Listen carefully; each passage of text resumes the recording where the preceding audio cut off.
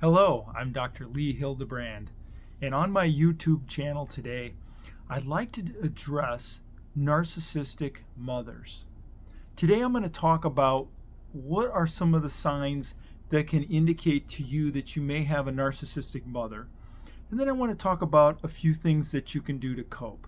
So I'm going to start with 10 characteristics or aspects that you could, indicating that you could have a narcissistic mother. Now, what is a narcissistic mother? What is narcissism? Narcissism is basically an overarching wound that a person can develop, and it manifests in a deep insecurity. And that insecurity is that they're not enough, that they don't measure up, and it manifests from that realization into this posture of seeking attention, seeking to be the center of attention, seeking to have everything revolve around them, and then seeking what's called narcissistic supply, which is in any relationship, whether family or non-family, seeking to get other people to pay attention to them, to praise them, to pay attention to their stories, their circumstances, and whatever the case may be, to give them a sense that they're special, that they're noteworthy, etc. And you won't have a narcissistic personality or person acknowledge and say, I am really kind of insecure, so that's why I do try to seek attention. Usually there is denial in regard to that. They don't really see that clearly. They are just caught in this continuous pattern of being and behavior that exhibit this process that plays out. And once you really get to understand narcissism and how the narcissistic mother responds, then you can pretty much predict most circumstances in how they're going to act. And also, you can explain just about anything they say or they do through the narcissistic lens, because they will act in predictable, characteristic patterns in how they relate to you and other people that are going to be almost comically predictable, quite frankly. So let me start with number one. Number one characteristic that you're going to see with a narcissistic mother is she is often going to have a need for control. She is going to want to control you in terms of your attitude, your moods, what you're doing. And in regard to your own personal self or sense of boundaries and your feelings, she will trample upon that. She will consistently not show a regard for that in the way that she relates to you, and her primary focus will be in getting you to do what she wants to do so that she looks good. Now that brings us to number two. A narcissistic mother views you as her child as an extension of herself. The number one role that you have in her life is to make her look good. She wants to look good in front of others. She wants to look like the perfect mother. And she's going to seek to get you to behave in certain ways, including adoring her, and not overshadowing her in situations so she can be the star of the show. And anything that you do well, she'll praise that as long as it reflects back upon her as narcissistic supply. Number three, a narcissistic mother is often going to be critical of her child. And this can vary from child to child depending on what the situation is. Sometimes narcissistic mothers can be a bit more critical of their daughters in some aspects than their sons. Sometimes their son can just be the shining, affirmation of them. And then the daughters, they can sometimes see as a competitive force in their lives, or somebody that they don't want to be overshadowed by as a female. Number four, narcissistic mother will often lash out at any kind of perceived criticism of her. If she gets a sense that somebody is questioning her opinion or criticizing her perspective or somehow invalidating her specialness or not giving her due credence in that regard, she will have the barbs come out. She can get very angry and lash out. Number 5, a narcissistic mother is obsessed with appearances. It's really important for a narcissistic mother to look good to others in public. She may dress with really nice clothes to exemplify this. She may do certain things to draw attention to herself. Sometimes it can be a risque. It can be just trying to obtain certain kinds of specialness in culture, either through her work, her job, her role, highlighting certain people that she knows and trying to show others that she's special because she knows so many people, or anything that she can do to be admired, she's going to do. And that brings us to number 6. One of the number one goals of a narcissistic mother is to be admired by her children, her spouse, and everyone around her. And anybody that poses a threat to that can be met with a scorched earth approach. A narcissist has no patience for anybody that either goes against this agenda that she has, or anybody that just kind of ignores it and just what's called gray rocks. And a gray rock approach to a narcissist is just kind of not having much of a reaction to what they're saying or their attempts at special attention, not letting them dominate conversations. Either gray rocking or somebody that is directly confronting either their authority or their specialness, or confronting them on their narcissism, they will react very defensively and get very mean. So, number 7, a narcissist is going to tend to neglect the needs of other people. This makes sense with the other points that I've made. They're going to be predominantly focused upon their own needs, their own agendas, and they're going to neglect your needs as a child. They're not going to be responsive to you emotionally when you're in pain in the right ways. They're going to be preoccupied with their own opinions, their own feelings.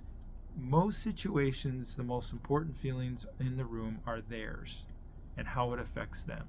And sometimes families will start to adjust to that as well as a family in order to stay away from their mother's wrath by catering to that and giving her little doses of supply or big doses of supply to settle her down.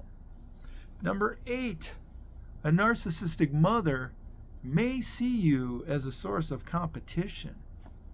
And as I pointed out before, especially daughters. So they are going to do things to applaud you at times in public if it's a direct reflection on them or their taste, if they picked out a certain dress, or if they did something special to you so that you're acquiring a certain skill, whether it be dance or sports or something of that nature. But if it's not something that it reflects directly on them, they're going to see it as a competition. And they can belittle you. They can underplay your accomplishments. They can overemphasize theirs and just kind of poo-poo yours. Number 9, a narcissist will also gaslight you in the relationship. And what that means is the narcissist will find ways and situations to make any situation where there's any conflict your fault. They will find manipulative ways, sarcastic ways to continually give you the message that, hey, you should be ashamed of yourself. How could you question me? How come you're not meeting my expectations? How come you're not giving me the admiration and attention that I need? And they will gaslight you in that regard, whether it be in childhood or as the adult child of a narcissistic mother. Number 10, narcissistic mother will sometimes treat you well, but more often than not, that's going to be treating you well in public, where there's some kind of effect upon their popularity as the mother for something that you're doing. They're going to act like, I'm just the best mother. They do that with their spouse too, that they're just the best wife to their husband. They'll try to convince people out and about with certain phrases. They'll idealize their relationship with their spouse and with their children. I mean, there are people outside of the family system that will probably think that a narcissistic mother is an amazing mother, with how she will tee up, tell stories to highlight this, tell grandiose stories about how generous that they are, how loving they are, how much their children love them, how great their marriage is. They will go to great lengths. And part of that will include treating you well as their spouse in public. However, behind closed doors, when other people aren't looking, they will be very different. They will be removed or cold or neglectful, intolerant, and critical of you. So now that we've talked about 10 areas or 10 identifiers or characteristics of a narcissistic mother, and let's say you're listening to this, or you already knew before you even tuned into this, that you may have a narcissistic mother. What are some things that you can do to try to help navigate that? Now, clearly, if you're an adult that has a narcissistic mother, you're going to have more empowerment in this regard. But let me try to speak to both situations. Number one, the best thing that you can do as a start, if you recognize you may have a narcissistic mother, is to educate yourself further on narcissism. Watch some other YouTube videos on this, do some research. You might read a book to understand more. And there are a number of good books that can be really helpful in understanding what it's like to have a narcissistic mother. And some of the books I've seen are more often than not directed to daughters, because I think they probably take the most heat in this kind of situation. Don't get me wrong, sons with narcissistic mothers definitely endure pain and frustration. I think, though, that sometimes daughters will get the most severe criticism. Number two, stop blaming yourself. One of the most manipulative things that a narcissistic mother will do is she'll try to convince you, try to convince your dad that with any situation that arises, that it's their fault. They'll try to really train you to automatically think about, how can I please mom? And if I don't please mom, I'm bad and somehow it's my fault. So you need to stop this mental pattern and start to tell yourself a different narrative in situations where mom gets disappointed. So stop blaming yourself. Number three, set boundaries. It's going to be hard at first, but you're going to need to set boundaries with your narcissistic mother whenever you can. Now, if you're still in the house and you're a teenager, this is a little bit hard. One way to do that is, if mom's coming at you and she's being manipulated, etc., just go into adult mode. Just answer her in rational ways. Don't give too much attention to her drama. Just try to stay in adult mode and have her look foolish going into this sort of child mode of blaming and shaming and criticizing, etc. Number four, prioritize your own needs. Do some homework, get some counseling or therapy if you can to help with this, in terms of better understanding who you are and what your needs are in the situation, so that this will help when your narcissistic mother is either playing these games, whether it's neglect at times or it's blaming or shaming, that you're able to see that for what it is, and you're able to focus on what your needs are in the situation and find ways to get those met. And there may be, there's definitely nurturing needs that you're going to have, needs to be seen as you are and accepted and loved and understood as you are, that your narcissistic mother is not going to meet for you. So it's going to be key to find those, if we want to call them chosen family members in your life, that can give you some of these needs and help you with this. And number 5 is limit your time and communications. Again, this is much easier if you're out of the house and you've launched and you're an adult. You can pick the times that you're going to interact. You can pick the phone calls that you're either going to make or take. You have some more empowerment with that. And try to pick situations that you think are most conducive. Sometimes just sitting, if it's a family visit and you're just kind of sitting across from one another on couches, there's just more room for the narcissistic mother characteristics to come out, versus if you try to do something that's active, that has other people involved, that can be a bit of a buffer. It can have her be on better behavior because, of course, she's going to be trying to impress these other people. So you're not going to get some of the criticism and the biting types of behavior that your narcissistic mother may bring. So these are 5 tips, and definitely there's more things that you can do, but I just wanted to give you a start in terms of this.